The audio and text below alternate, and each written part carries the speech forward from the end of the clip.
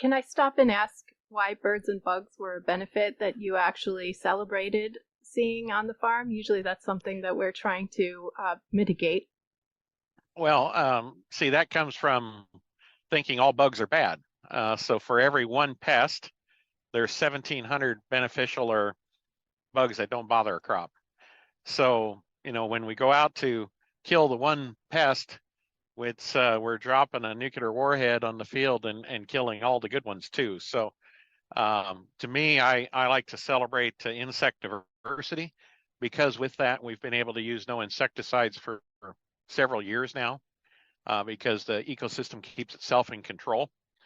And while I like seeing birds and those kind of things, it's much like seeing earthworms in your field. If you see earthworms in your field, it's a general indication that all of the soil biology is functioning because they're kind of the top of the food chain pyramid in the soil. If you see birds in your field, and we're seeing a return of a lot of the prairie birds and that we really have lost over the last 30 years, when we see those coming back, and I contribute that largely to not using neonic insecticides on the seed, getting rid of seed treatments. But when we see those come back, that's an indicator species. It's the canary in the coal mine per se. So we're not farming to get birds. We're not farming to get bugs.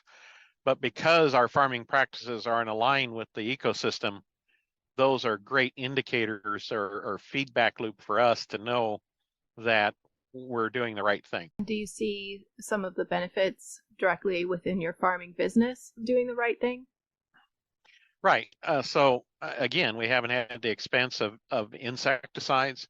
So you have the spend, or the other thing is they cause damage, and you have some economic loss before you spend the money on an insecticide.